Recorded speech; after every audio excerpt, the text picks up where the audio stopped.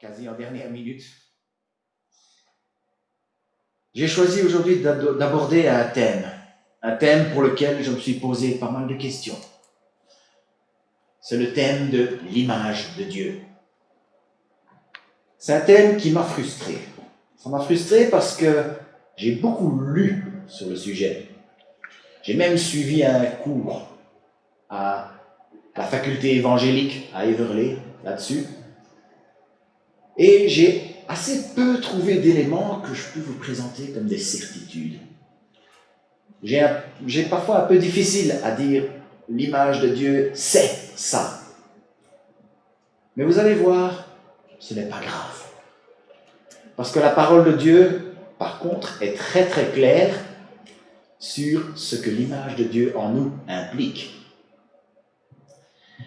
C'est un peu comme mon cours de géographie à l'école.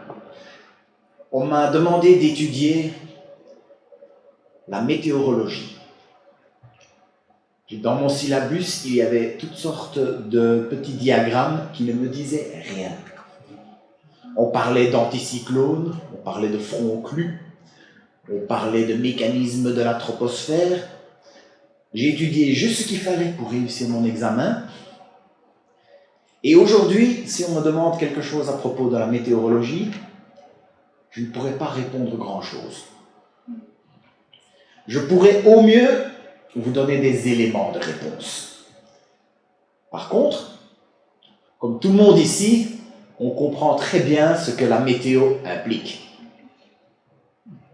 Quand il va faire froid, on sait qu'on doit se couvrir.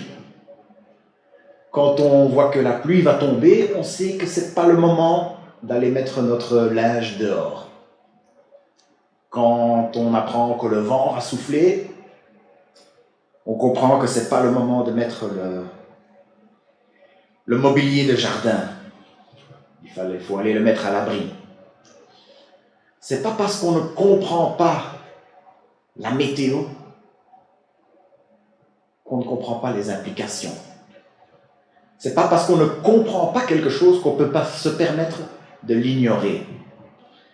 Et c'est un peu la même chose avec l'image de Dieu. C'est quelque chose qu'on peut peut-être pas comprendre entièrement. Mais par contre, on peut très bien comprendre ce que ça implique. C'est quelque chose qu'on ne peut pas se permettre d'ignorer. La météo, ça implique souvent des dangers, ou en tout cas des désagréments. C'est les seules choses dont on se souvient en général. Mais l'image de Dieu, par contre, lui, implique des magnifiques vérités. Il révèle de véritables trésors sur ce que nous sommes, et il révèle de véritables bijoux sur ce que nous pouvons devenir en Christ. En plus, l'image de Dieu peut nous donner une base solide. Je ne vais pas taper trop fort, je crois. Le micro va le prendre. Une base solide sur laquelle nous pouvons nous tenir quand nous devons décider ce qui est bien et ce qui est mal. Il n'y a pas de meilleur endroit pour démarrer que le début. Commence par ce récit dans le récit de la Genèse, en Genèse 1, les versets 26 et 27. Puis Dieu dit, faisons l'homme à notre image, une fois, à notre ressemblance, qu'il domine sur les poissons de la mer, sur les oiseaux du ciel, sur le bétail, sur toute la terre, sur tous les reptiles qui rampent sur la terre. Dieu créa l'homme à son image, deuxième fois. Il le créa à l'image de Dieu. Il créa l'homme et la femme. On voit que l'auteur, on pense que c'est Moïse, mentionne ici l'image de Dieu 2 fois, coup sur coup. Et en sandwich entre les deux, il montre notre place, la place que Dieu nous donne au sein de cette création. Il nous demande de dominer.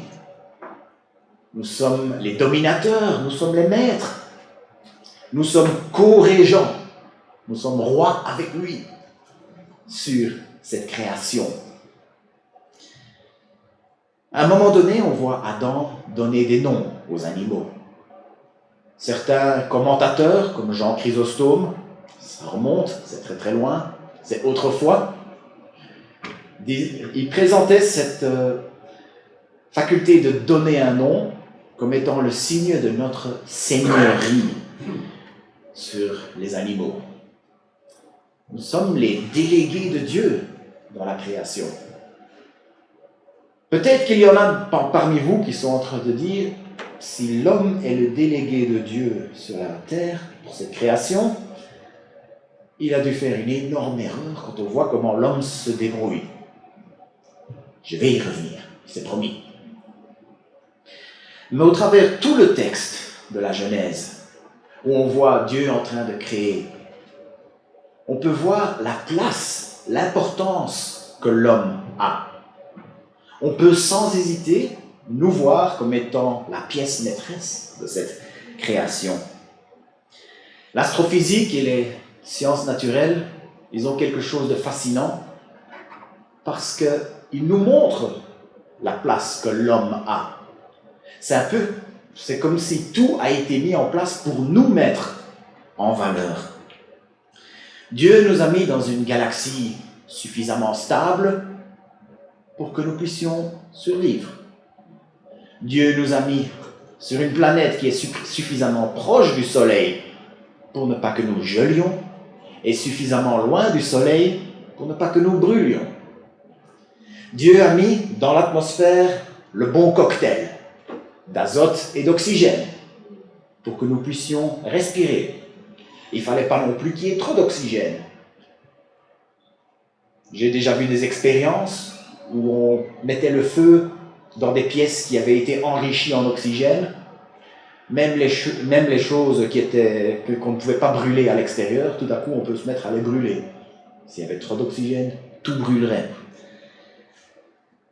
Dieu a mis dans le sol le bon cocktail de silice, de calcaire et d'argile pour que la végétation puisse pousser. Et comme ça, on a nos 5 fruits et légumes par jour. Dieu nous a donné les animaux en suffisance pour garnir nos barbecues en été ou des choses dont on a nettement plus besoin. Je sais ça parce que je sais que nous sommes le centre, la pièce maîtresse de cet univers. Et je sais que tout est là pour nous mettre en valeur parce que plus on en sait sur l'infiniment grand ou l'infiniment plus petit, plus on découvre des choses qui tiennent vraiment à très peu. Des choses que s'ils déviaient ne fût-ce que d'1% et parfois nettement moins, la vie sur Terre, la vie humaine ne serait plus possible. La vie humaine tient à très peu, mais pourtant, nous sommes là. La meilleure explication possible pour cela, en fait la seule explication rationnelle pour cela, serait qu'il y ait un Dieu tout-puissant, créateur au-dessus, qui tient tout ça en place pour que l'homme puisse y vivre. Je sais surtout ça, parce que quand Dieu créait la lumière, il a simplement dit que la lumière soit. Quand il a créé le soleil, la lune, les étoiles, même chose. Il leur a fait venir à l'existence uniquement en décrétant leur existence. C'est la même chose quand il a créé la verdure, quand il a créé la terre ferme. Il a dit que les eaux qui se trouvent au-dessous du ciel se rassemblent en un seul endroit et que le sec apparaisse. Dieu a décrété leur existence. Il n'y a que sa parole qui travaillait à ce moment-là. La même chose pour la verdure qui est arrivée. Mais quand il a créé l'homme, on le voit beaucoup plus impliqué. Tout d'abord, pour la première fois, on voit une forme de délibération. Il parle à quelqu'un. Faisons l'homme à notre image. Au pluriel. qui est-ce qui pouvait bien être en train de parler? C'est très simple. La Trinité, Dieu le Père, Dieu le Fils, Dieu le Saint-Esprit, c'était tous les trois présents. Jésus, en tout cas Christ, n'a pas attendu Noël pour venir à l'existence. Il était là dès la création, et bien avant aussi. Pour tout ce que Dieu a créé, il n'a fait que d'en décréter l'existence. Mais pour l'homme, on dit qu'il a façonné de la poussière. Basile de Césarée disait « Quand nous comprenons qui fait le façonnage, l'humain est grand. Effectivement, pour ce qui est de la matière, il n'est rien. Pour ce qui est de l'honneur, il est grand. » Une autre façon de voir ça, c'est qu'un demi-mètre carré de bois de peuplier, ça vaut pas grand-chose, pour pas dire rien du tout. Mais quand Léonard de Vinci peint la Joconde dessus, sa valeur devient inestimable. Du point de vue de la matière, ce que j'arrive à pincer ici, je ne vaux pas grand-chose. Mais puisque moi, toi, chacun d'entre vous, chacun d'entre nous, nous avons été façonnés. Dieu a été avec ses mains dans la terre pour nous façonner. C'est ça qui nous rend inestimables. Nous avons cette valeur inestimable parce que nous sommes façonnés par Dieu. Et puis quand on voit l'humanité, ce que Dieu a créé à partir de cela, il faut quand même avouer, l'être humain est unique. Nous avons toutes sortes de capacités qui ne se retrouvent nulle part ailleurs dans le cosmos. Nous avons la capacité de progresser. Benji, le chien de mon voisin, il n'est pas plus avancé que Argos, le chien d'Ulysse dans la mythologie grecque, si toutefois il a existé. Nous avons aussi la capacité d'être en admiration, d'être ébahi. Le regretté Ravi Zacharias disait que si vous êtes en admiration devant un magnifique coucher du soleil, le soleil ne vous rendra pas le compliment. Est-ce que c'est ça, être créé à l'image de Dieu, avoir ces capacités-là? Peut-être. Je vais vous avouer, je ne peux pas vous présenter ça comme des certitudes. C'est un élément de réponse. Mais en tout cas, cela nous montre combien nous sommes chers aux yeux de Dieu. Il y a aussi le fait que nous possédions un esprit rationnel.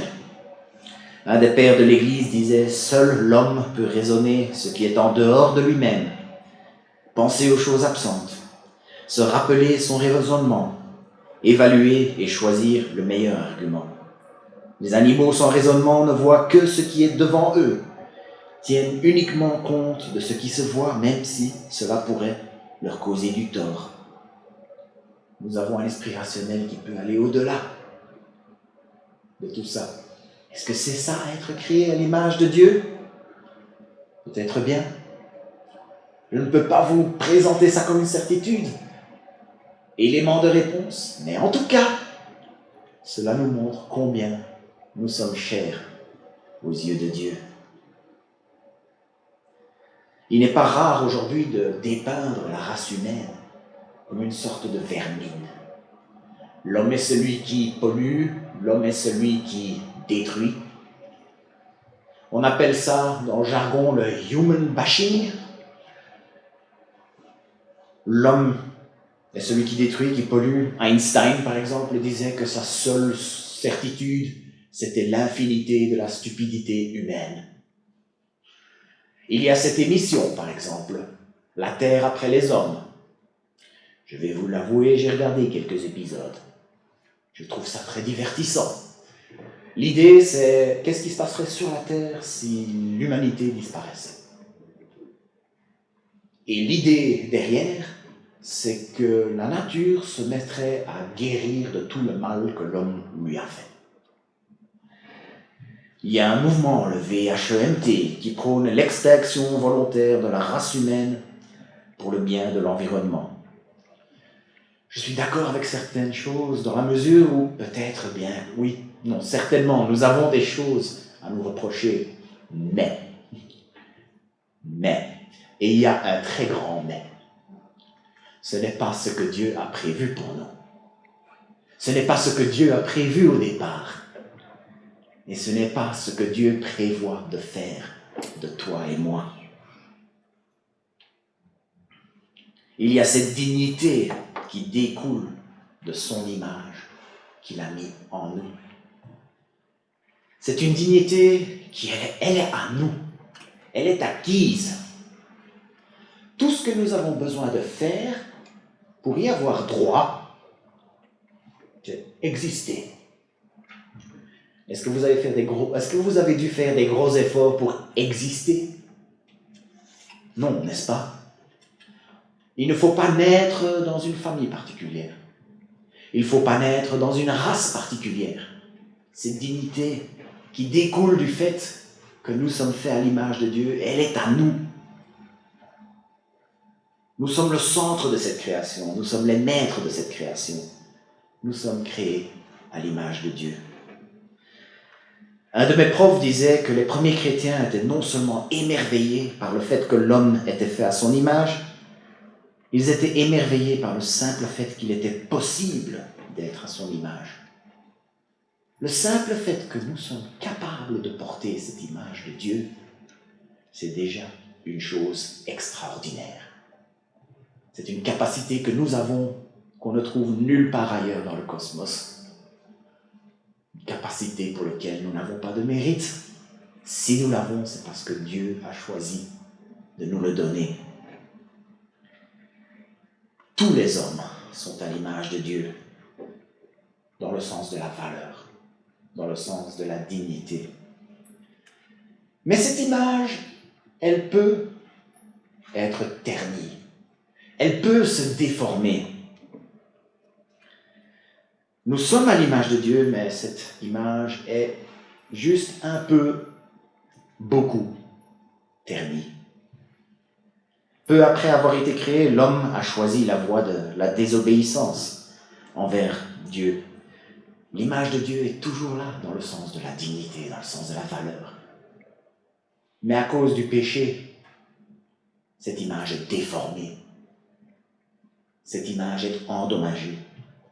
En fait, la Bible ne dit jamais ça noir sur blanc, mais on peut très facilement le déduire. Parce qu'il parle de celui qui est l'image parfaite. S'il y en a un qui est l'image parfaite, c'est que s'il n'y en a qu'un seul qui est l'image parfaite, ça veut bien dire que tous les autres, nous, sommes des images qui ne sont pas parfaites. La Bible parle aussi de restaurer l'image de Dieu qui est en nous. S'il faut restaurer quelque chose, c'est parce qu'il y a eu des dégâts. C'est qu'il y a quelque chose qui ne va pas. L'image parfaite, vous avez bien compris, c'est Jésus-Christ. 2 Corinthiens 4,4 parle de lui parle de la gloire de Christ qui est l'image de Dieu. Hébreux 1,3 parle de lui comme étant l'expression de sa personne.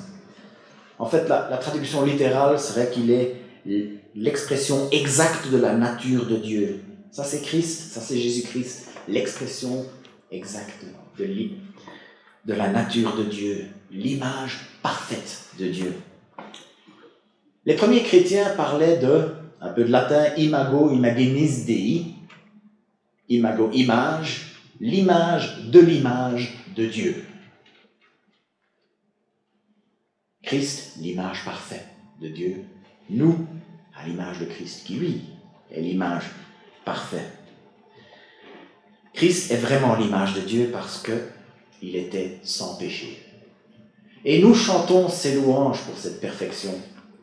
Parce que grâce à elle, il était habilité à venir nous enlever notre péché. 2 Corinthiens 5,21 nous le dit explicitement. On va le prendre. 2 Corinthiens 5, 21. Celui qui n'a pas connu le péché, il a fait devenir péché pour nous, afin qu'en lui, nous devenions justice de Dieu. C'est ce que Martin Luther appelait l'échange glorieux. Jésus-Christ, l'image parfaite de Dieu, nous, l'image déformée. Et grâce à l'œuvre de la croix, il a pris notre péché qui était sur nous, il a pu le prendre sur lui. Et en échange, nous recevons sa perfection sur nous. Et c'est sa perfection qui est sur nous, qui nous rend acceptables à Dieu. Athanase décrivait la croix comme ayant un pouvoir qui a rempli le monde et qu'au travers de la croix, les effets de la connaissance de Dieu ont été révélés à tous. Grâce à la croix, Dieu peut à nouveau faire de nous des bons délégués dans cette création. Une création qui un jour deviendra le monde parfait qu'il a prévu dès le départ, même si beaucoup de choses devront disparaître. L'image de Dieu, nous l'avons d'un point de vue de la dignité, d'un point de vue de la valeur. Christ est l'image parfaite, mais dans le langage du Nouveau Testament, le langage de la Nouvelle Alliance, le langage de ce nouvel accord qu'il y a entre Dieu et l'humanité, celui duquel nous bénéficions grâce à l'œuvre de Christ à la croix.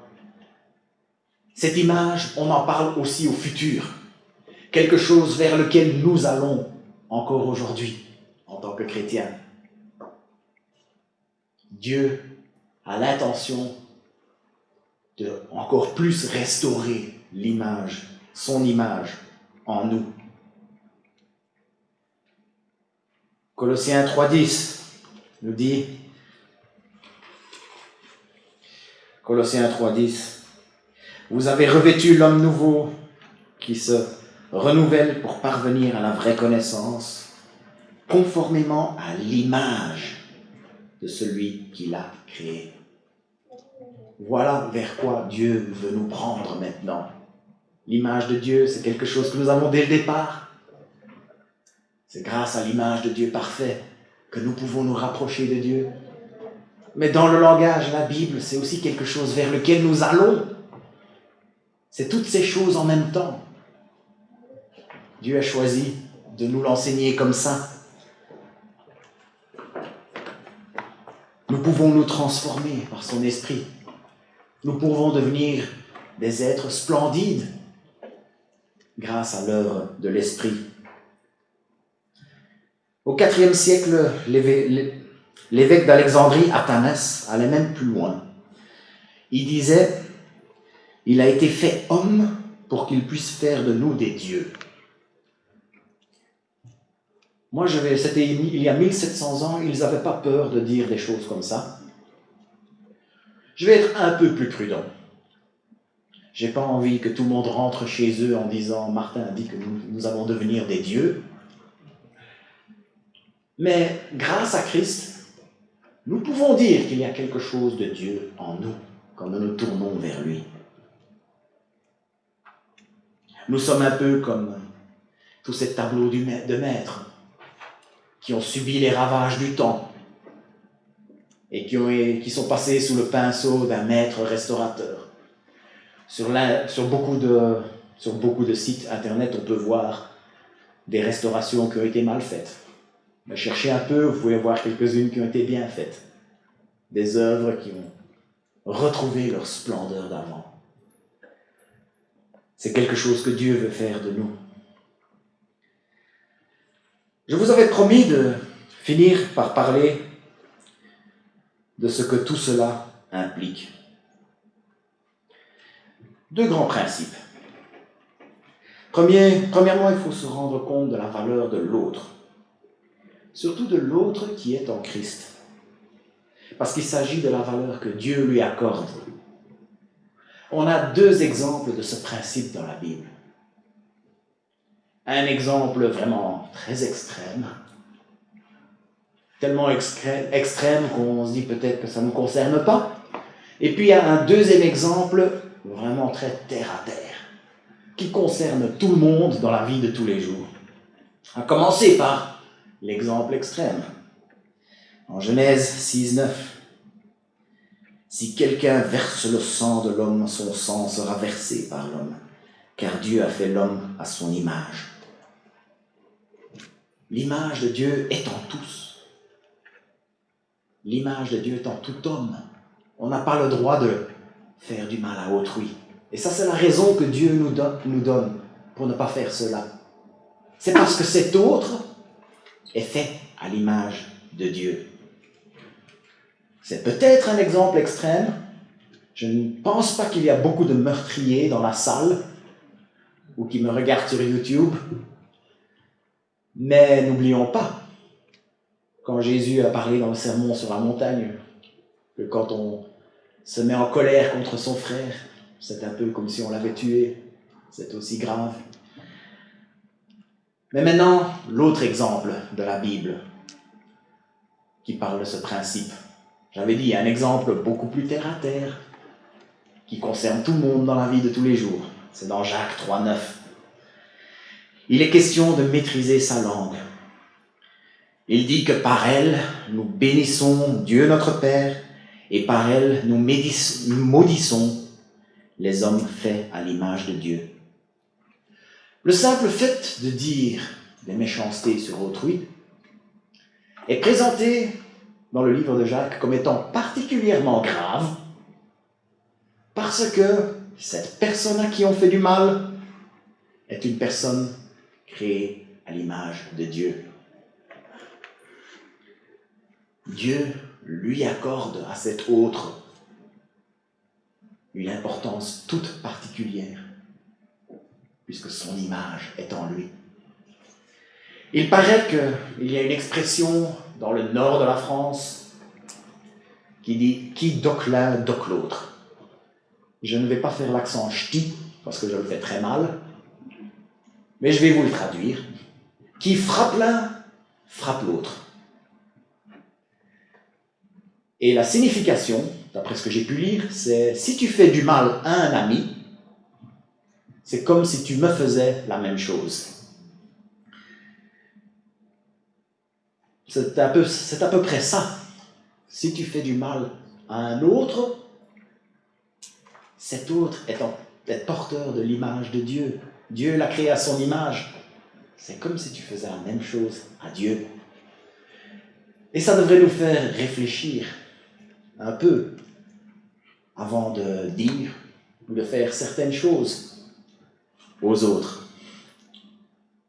J'entends trop souvent, et même dans les milieux, surtout dans les milieux chrétiens, des phrases du genre « une balle dans la tête et on n'en parle plus » ou du genre « il n'a qu'à crever » et d'autres que je ne vais pas mentionner.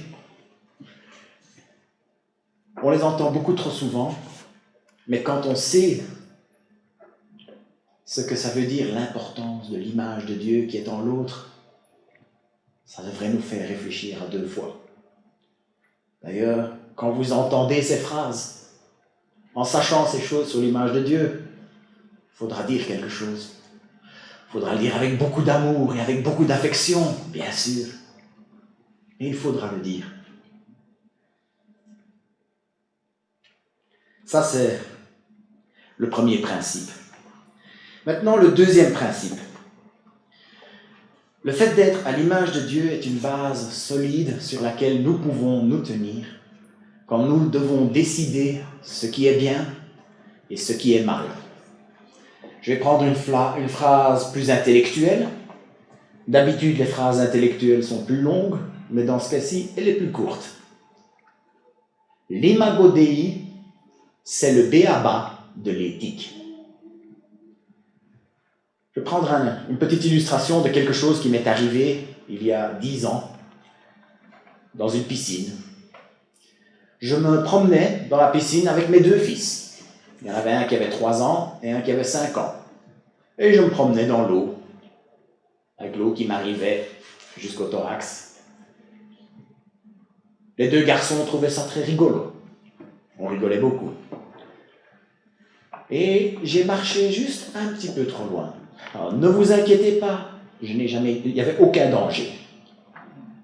Mais j'ai commencé à me rendre compte que garder 3 têtes au-dessus de l'eau, quand on n'a pas pied, c'est pas évident. Mais je n'étais pas en danger. Ce que j'ai fait, c'est que les 2 garçons que je tenais comme ça, je les ai soulevés bien haut, j'ai profité de la flottaison de l'eau, principe d'Archimède, pour pouvoir les tenir bien haut, et j'ai pris ma respiration, bien sûr, d'abord, et je me suis laissé couler, jusqu'à ce que mes pieds touchent le sol. J'avais trouvé une bonne base solide. Et je me suis servi de cette bonne base solide pour me propulser vers la petite profondeur. En 2 temps, 3 mouvements, j'avais pied de nouveau et il n'y avait plus aucun danger. Les garçons ne s'en sont même pas rendus compte. Je vous le dis, il n'y a rien de tel qu'une bonne base solide pour faire ce que nous avons à faire. Et la chose que nous avons à faire, c'est de se former, de se forger des opinions. Aujourd'hui, plus que jamais, on nous demande d'avoir des opinions. Aujourd'hui, plus que jamais, on nous demande d'exprimer nos opinions. Aujourd'hui, plus que jamais, on nous demande de respecter les opinions des autres. Aujourd'hui, moins que jamais, on le fait vraiment. Parce que si l'opinion qu'on exprime n'est pas l'opinion que certains n'ont pas envie d'entendre, on court le risque de se faire lyncher. Médias sociaux, médias tout court. C'est un exercice périlleux. Mais nous, en tant que chrétiens, c'est d'autant plus important de se forger des opinions selon le cœur de Dieu. Surtout quand on se retrouve dans une position où nos opinions vont donner lieu à des décisions. Et surtout si vous êtes dans une position de responsabilité où vos décisions vont avoir des répercussions sur d'autres, parce que ces autres sont des gens que Dieu a créés à son image. Des gens à qui Dieu a donné cette dignité, cette importance toute particulière. Et même si vous n'êtes pas dans une position comme celle-là, ne vous sous-estimez pas. Vos opinions peuvent influencer d'autres personnes. C'est pour cela que se former des opinions selon le cœur de Dieu, c'est une chose primordiale. Et c'est un exercice périlleux, tout comme garder 3 têtes au-dessus de l'eau dans une piscine. Et tout comme moi, à la piscine de Wanze, en 2010, rien de tel qu'une bonne base solide pour se propulser dans la bonne direction. La bonne base par excellence, c'est la parole de Dieu.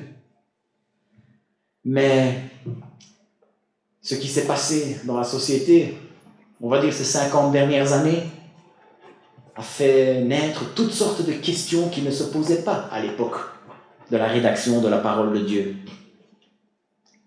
Aujourd'hui, on nous parle de couples polyamoureux, on parle de cellules souches, on parle d'avortement, d'euthanasie, de fluidité du genre, d'intelligence artificielle qui pourrait se passer de l'homme, d'automatisation qui nous force à réévaluer notre rôle sur la Terre. On parle de devoir choisir à qui on fait bénéficier du matériel qui pourrait maintenir en vie. On parle de manipulation génétique pour créer l'être humain parfait. Je n'ai donné que quelques exemples et je vous les ai lancés en vrac. Mais c'est juste pour dire qu'il y en a de toutes sortes. La parole de Dieu ne nous parle pas de toutes ces choses-là. Mais Dieu, dans son génie divin, nous a donné une base solide sur laquelle nous pouvons nous tenir quand nous réfléchissons à tous ces sujets et à d'autres sujets, et parfois des sujets plus bénins. L'image de Dieu qu'il a mis en nous. Ce n'est pas ma biologie qui fait de moi qui je suis. À la question « Qui suis-je ?», je devrais répondre « Je suis Martin ». Vous dites « Je suis » et vous insérez votre nom, créé à l'image de Dieu. Si tout ce que je suis, ce n'est qu'un tas de cellules, de matière organique carbonée, si c'était vrai, on pourrait faire ce qu'on voudrait avec l'être humain. Mais puisque ce que je suis et ce que chaque être humain est, c'est un être créé à l'image de Dieu, on ne peut pas faire ce qu'on veut avec l'être humain. Je me souviens la dernière fois que j'étais ici, votre pasteur a dit la phrase « L'avortement n'est pas une chose acceptable ». Je suis parfaitement derrière lui avec ça parce que un bébé qui n'est pas encore né est déjà un être à l'image de Dieu. Quand je n'étais qu'une masse informe, tu me connaissais déjà. On ne fait pas ce qu'on veut avec un être humain qui porte l'image de Dieu. Ce n'est pas le lieu, ce n'est pas le moment de commencer à entrer dans toutes sortes d'études de cas et de regarder toutes les exceptions possibles, s'il y en a. Mais le Seigneur m'a quand même mis sur le cœur de vous rappeler ce principe de base aujourd'hui. Avant de se former une opinion sur quoi que ce soit, controversée ou pas, il faut d'abord être au clair sur la valeur, la dignité de l'être humain qui découle du fait qu'il est créé à l'image de Dieu. Je vais le répéter parce que c'est très important. Avant de se former une opinion sur quoi que ce soit, controversé ou pas, important ou moins important, il faut d'abord être au clair sur l'importance, la dignité de chaque être humain, parce que Dieu l'a créé à son image. L'image de Dieu que tu portes, qui que tu sois. Dieu t'a mis au centre de ta création.